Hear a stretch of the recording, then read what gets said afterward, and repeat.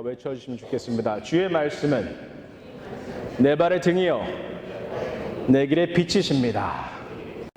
우리의 몸의 면역력이 조금이라도 약해지면 알러지가 오고 감기가 오고 플루가 오고 관절염이 오고 심지어 암이 옵니다. Whenever our immune system is compromised, we experience allergic responses, common cold, flu, arthritis, even cancer. 이런 점은 영적인 면에서도 마찬가지입니다. And the same is true with our spirit. 우리를 죽음으로 몰아가려는 사탄의 세력 역시 조금이라도 방심하면 우리를 찾아와서 의심하게 하고 죄짓게 하고 하나님을 모른다 부인하게 합니다. The same is true with our spirit. Whenever we are off guard, Satan comes to us, make us commit sin against God, make us doubt the existence of God, make us and drive us to renounce the grace of our Lord Jesus. 그러나 우리 인간은 원래 죽음으로 향해 가도록 지어진 존재가 아닙니다. But we are not created to head toward death. 하나님께서 인간을 만드셨을 때 인간은 아름다운 그 에덴 동산에서 매일매일 하나님과 교제하며 살아가도록 만들어졌습니다. When God was creating human beings, we were created to enjoy the fellowship with God in such a beautiful place of Garden of Eden, having fun with Him day after day, enjoying the beauty of God's creation. 그 아름다운 공간 속에서 하나님의 아름다우심을 즐기면서 살도록 우리는 만들어졌습니다. We were created to enjoy the beauty of our Creator in such a beautiful place day after day.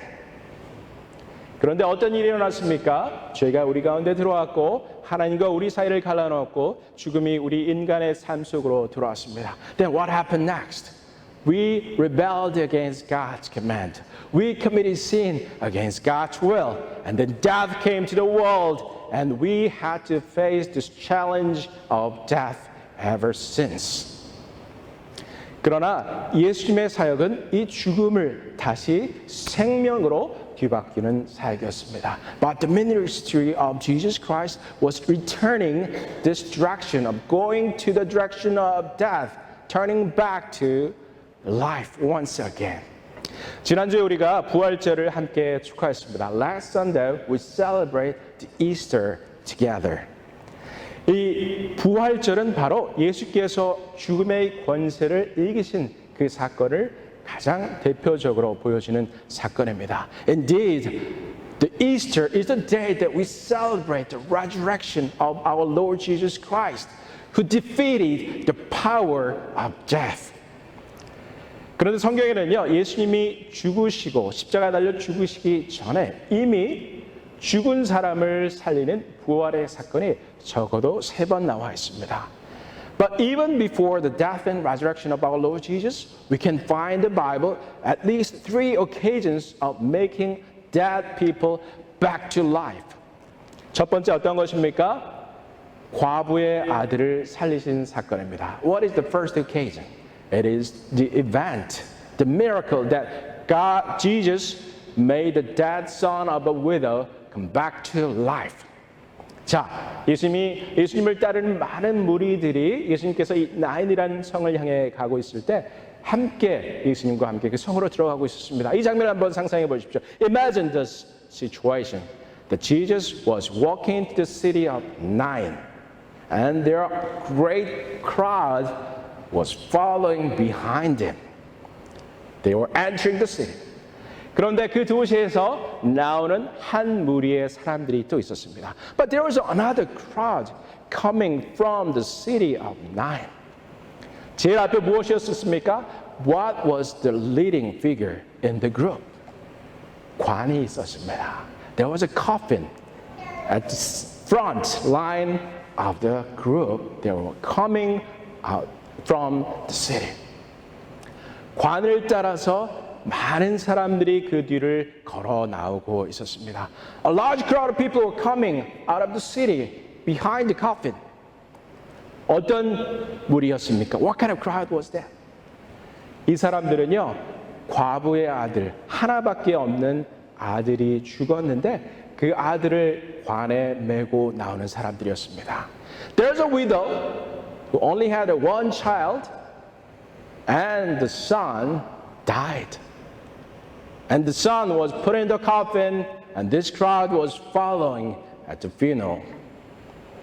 자, 예수님을 따른 무리, 그리고 관을 따르는 무리가 이곳 성문 앞에서 마주칩니다. There are two crowds, one following Jesus, one following the coffin.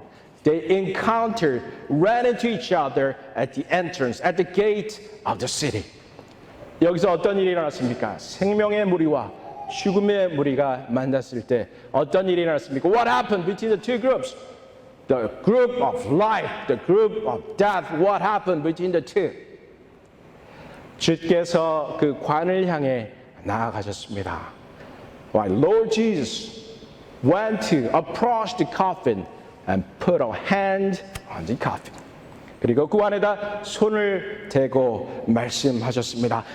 청년아, 내가 내게 말하노니 일어나라. Young man, I speak to you. Rise up. 관에 누워있던 그 청년이 일어납니다. 그리고 예수님은 그 청년을 그 슬퍼하고 절망에 빠져있는 그 세상 누구보다도 더 슬플 수 없는 그런 상황에 있는 이 과부에게 돌려주셨습니다. Perhaps this widow could be one of the saddest person in the world. But Jesus made the young man back to life and gave him to his mother. 예수님께서 죽은 사람을 살리신 첫 번째 사건이었습니다. 두 번째 사건은 여러분들 오늘 아이들과 함께 어린이 설교로 보았던 그 장면입니다. And the second event of Jesus making the dead person back to life is about the story that I performed with children today. 회당장 야이로라는 사람이 있었습니다. There was a ruler of a synagogue whose name is Jairus.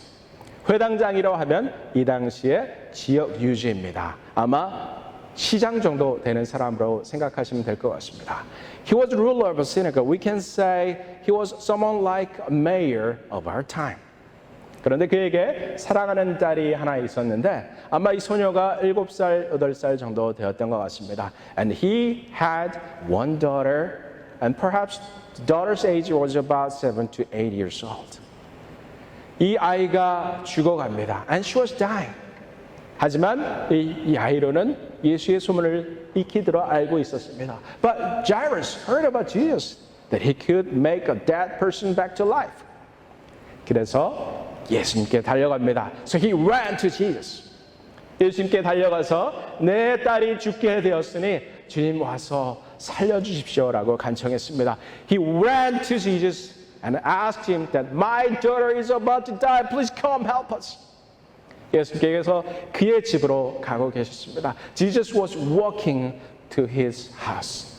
그때 어떤 일이 일어났습니까? 12해 혈루증으로 앓고 있었던 여인이 예수님의 옷자락을 만지고 치유되는 사건이 일어납니다. On the way to his home, what happened? There was a woman who had been bleeding for 12 years. And she was such a person of strong faith. She believed that she would be healed if she can touch the garment of Jesus.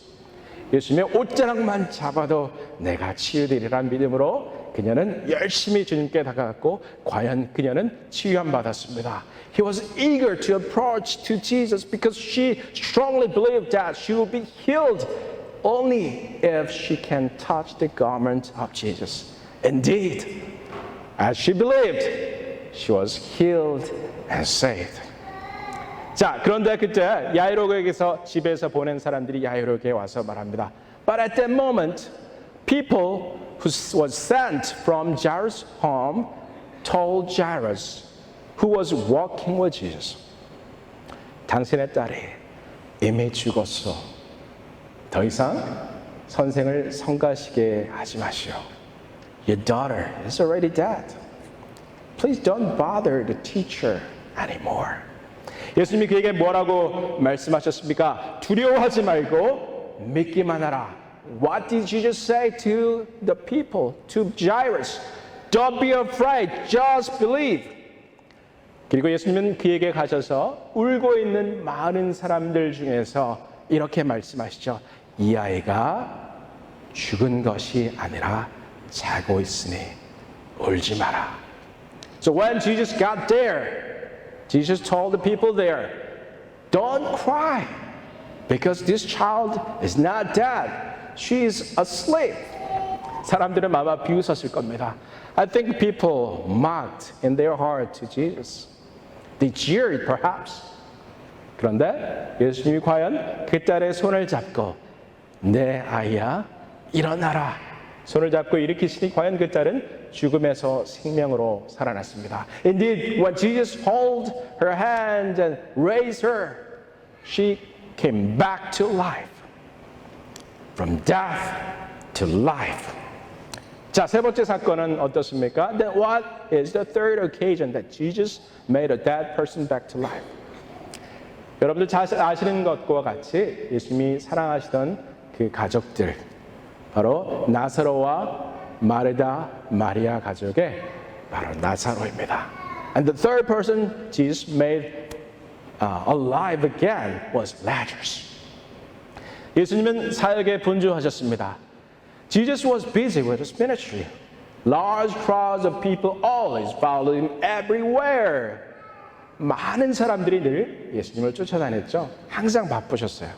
그런데 나사로가 죽어간다는 소문을 이제 마르다와 마리아가 예수님께 전합니다. Martha and Mary sent someone to Jesus because they saw their brother was dying. 예수님 바로 가셨습니까? Did Jesus go right away? 그렇지 않습니다. 야이로의 딸에게는 바로 가셨던 주님이 이상하게 나사로에게는 바로 가지 않으셨습니다. It is strange that Jesus didn't go right away, although he did for the daughters of Jairus.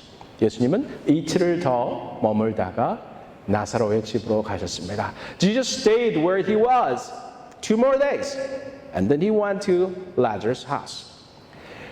갔더니 어떤 일이 있습니까? 사람들이 막 울고 있죠. 그리고 그 당시에 남자 없이 산다는 것 너무 힘든 사회였기 때문에 아니 사랑에서뿐만 아니라 자신들의 삶이 너무 기구하고 걱정과 염려가 돼서도 아마 그랬을 텐데 마리아와 마르다는 정말 많이 울고 있었습니다. They were very sad, Martha and Mary were. Not only they were sad, but perhaps they had to worry about their own future because surviving without a man at the house was very, very difficult at the time. Women were not allowed to work at all. 여자들은 돈을 벌 수 있는 기회가 전혀 없었습니다. For women, there's no chance for them to go out and earn money to make their living. So they were desperate and they were sad. 너무나 절망스러운 상황이었고 너무나 슬픈 상황이었습니다. 예수님이 갔더니 사람들이 뭐라 그럽니까? 죽은 지 4일 지나서 시체가 썩어서 냄새가 나고 있습니다. What did they say when Jesus arrived? Lazarus died 4 days ago, and the odor is very strong from the dead body. 그러나 예수님은 무덤으로 가셨습니다. But Jesus went to the tomb, and he called out. 그리고 부르셨습니다. 나사로야, 나와오라. Lazarus, come out of the tomb. 무덤 밖으로 나오라. 예수님은 말씀하셨습니다. Jesus called Lazarus, come out of the tomb, come out of death. 예수님 적어도 이렇게 3번이나 죽은 자가 다시 생명으로 돌아올 수 있음을 당신의 죽음 이전에 이미 보여주셨습니다. Jesus shows these 3 occasions even before his own death. So we should have remembered that Jesus could come back to life. 그래서 우리는 예수님이 다시 생명으로 돌아올 수 있음을 기억하고 있어야 했을 겁니다. 그런데 제자들의 모습은 어땠습니까? But how about the disciples? 예수님이 죽으시고 나서 그 제자들의 절망과 한숨에 대해서 지난주에 말씀드렸지만 아마도 많은 제자들이 예수님의 부활의 소식을 듣고도 아직도 절망 속에 있었습니다. Yes, the disciples should have hope in Jesus and his resurrection. But even after they heard the witness, the testimony of people who saw the resurrected Jesus, they are still in doubt. They're still in downcast. 오늘 이 본문 말씀 누가복음의 24장에 나온 말씀에 보면요. 이 제자들, 엠마오로 가던 제자들은 그 얼굴이 슬픈 빛을 띠고 있었다라고 되어 있습니다. These two disciples who were heading to Emmaus, their faces were downcast. 엠마오가 어딘지 아십니까? 이 사람들은 예루살렘에 있다가 예수님이 십자가에 달리신 예루살렘에 있다가 예루살렘보다 서쪽에 있는 엠마오로 가고 있었습니다. They were in Jerusalem where Jesus was crucified, but they were heading to Emmaus, which is located to the west side of the city of Jerusalem. 예수님이 그에게 뭐라고 말씀하셨습니까? 그들의 제자들에게 너희는 이제 갈릴리로 가라고 말씀하셨습니다. Jesus told the disciples to go to Galilee, that you will do the great work as my disciples. 예수님의 부활의 소식을 전해 듣고도 예수님의 그 사명을 듣고도 이들은 절망하여 예수님이 가라고 하신 곳이 아닌 다른 곳으로 가고 있었습니다. Even after hearing the testimony of the resurrection of Jesus, they were still downcast and they were heading to Emmaus, not Galilee where Jesus asked them to go. 절망에 빠진 제자들, the desperate, the disciples were in despair. 여러분들 삶을 사시면서 어디로 가야 할지 방황하던 때 기억하십니까? Do you remember when you were struggling to figure out which direction you should go?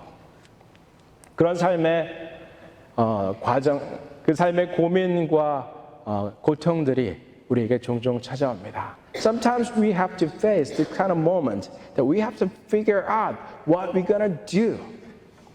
참 신기한 것은 그리고 정말 믿기 힘든 것은 이 제자들은 예수님의 부활의 소식을 들은 이후에조차도 자기들이 무엇을 해야 할지 모르고 있었다는 사실입니다.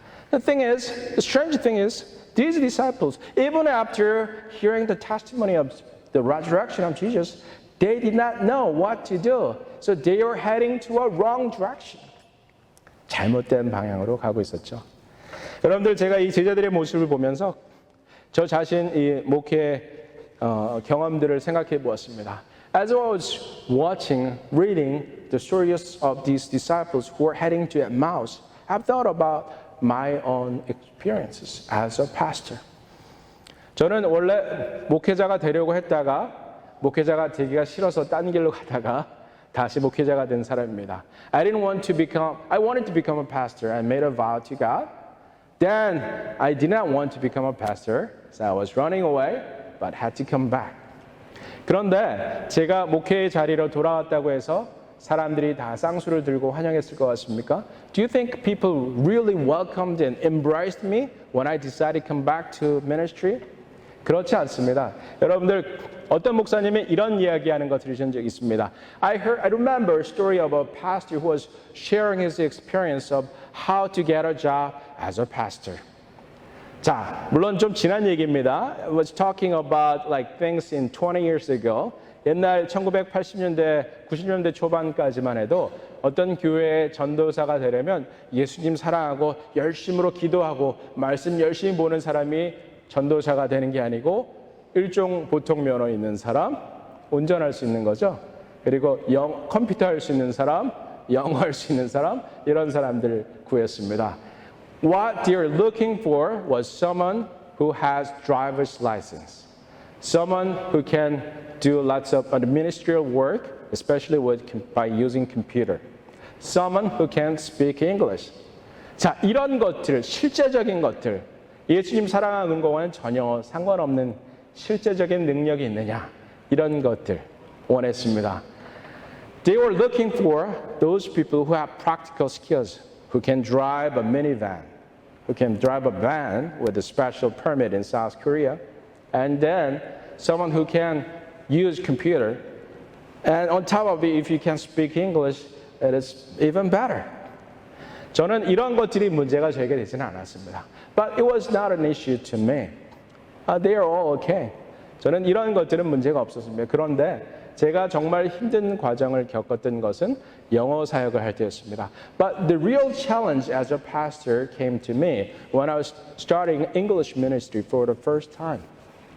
자, 영어 사역 처음 하는데 제가 한국에서 자란 사람이 미국에서 자란 청년들 사역하는 게 쉬웠겠습니까? Do you think it was easy for me to minister college students who grew up here? Me, as a person who grew up in South Korea, I came to the United States when I was 30 years old. 저는 30살 돼서 미국 온 사람이에요. 그런데 저 같은 사람이 여기서 자란 사람들, 대학생들 것도 한창 지적으로 발전해 있고 비판 정신 탁월한 그 20대의 청년들을 리드하고 가르치고 목회하는 것이 쉬웠겠습니까? Do you think it was an easy thing for me to minister who grew up here as someone of non-native speaker of English who does not share the common experience with those young college students who grew up here? 많은 도전이 있었습니다. I faced lots of challenges. 제일 큰 문제는 제가 그들과 교감하지 못한다는 것이었습니다. 왜 그렇습니까? 언어를 조금은 해도 장애가 있습니다. 그들과 같은 경험을 나누지 못했기 때문에 정서적으로 연결되는 것이 힘들었습니다. 그래서 비판의 소리도 많이 들었습니다. Perhaps I could speak English, but I didn't share any experience with them while they're growing up. And then speaking the language it's just not just about communication. You need to be connected emotionally as well to minister, especially young people.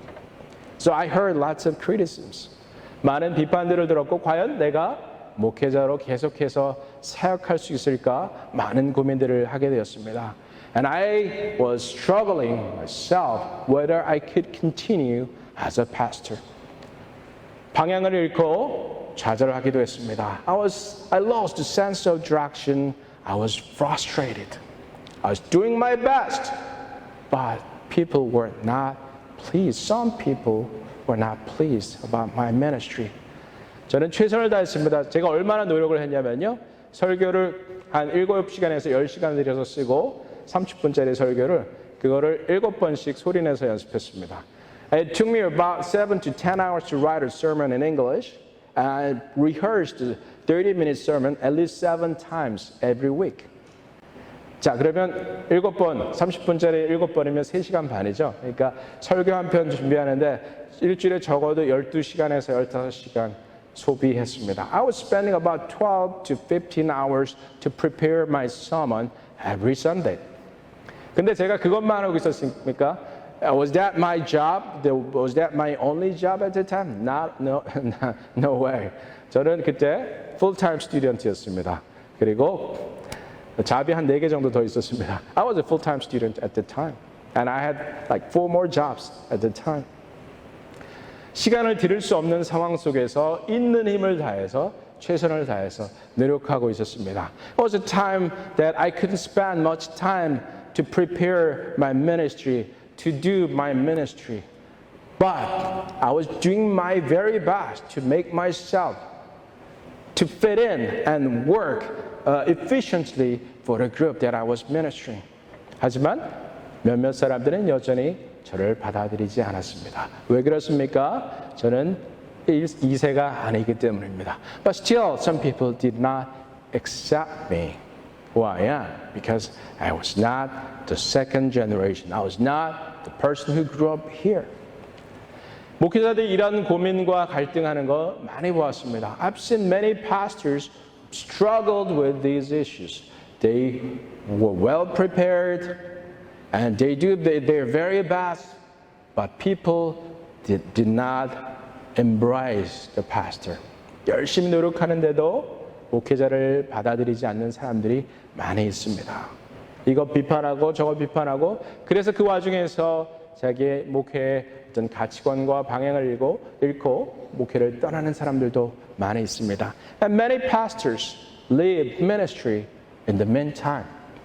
They see lots of financial struggles and they hear lots of criticisms and ended up leaving the ministry. 이런 사람들처럼 이 엠마오로 가는 제자들도 아마 그랬겠죠. 자기들이 이제는 뭘 해야 하나, 어디로 가야 하나. 예수님이 갈릴리로 가라고 했다고 하기는 하는데 거기 가서는 별 볼 일 없을 것 같고 나는 이제 내 살 길 찾아서 엠마오라는 도시로 가봐야 되겠다. They're talking with each other. Perhaps our Lord told us to go to Galilee, but that is not a place that we can support ourselves. Perhaps we should go to Emmaus to make the living, to survive, to find something we can do. 그래서 엠마오로 가던 이 제자들, 그들에게 너무나도 다행스러운 것은 그들에게 부활하신 주님이 나타나셨다는 사실입니다. But how fortunate they were when the resurrected Lord appeared to these disciples while they were heading to a wrong direction. 여러분들 살아가면서 어떠십니까? 여러분들 예수님 사랑하시고 하나님을 향한 비전이 있으시고 나에게 주신 사명이 이런 것들이 있다 믿고 그것을 향해서 나아가기 원하는데 때로는 좌절하고 방향을 잃고 하나님이 나에게 이런 방향으로 가라고 하시는 것 같지만 그쪽으로 가면 안 될 것 같고 내가 생각한 방향으로 가야 되겠다 생각하진 않으십니까? So here's my challenge today. Perhaps you love the Lord. Perhaps you have sense of calling and mission in your life. And perhaps you know which ministry that God asks you to engage, participate, and contribute. But sometimes your calculation, your judgment might be different from what you heard from the Lord. 그래서 여러분들 갈릴리로 가지 않고 엠마오로 가고 있을지도 모르겠습니다. And perhaps you might be heading to Emmaus rather than going to Galilee. 그럴 때 그러한 순간에 그러한 좌절과 절망과 또 잘못된 판단의 순간에 우리 주님은 우리를 버리지 않으십니다. But even at the time of misjudgment and doubt, self-doubt, the doubt of the Lord, doubt about the calling, even at that moment, Jesus was calling them once again. Jesus will call you once again. 여러분들의 삶에 있어서 나에게 사명이 어디에 있는가? 내가 과연 어디로 가야만 하는가?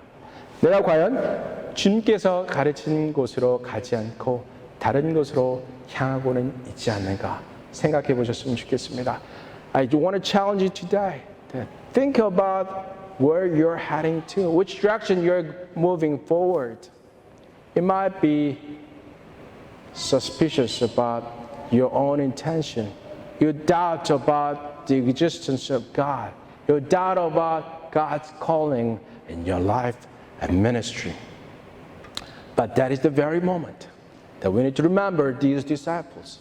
우리는 그러한 순간에 이 엠마오로 가던 제자들을 기억했으면 좋겠습니다.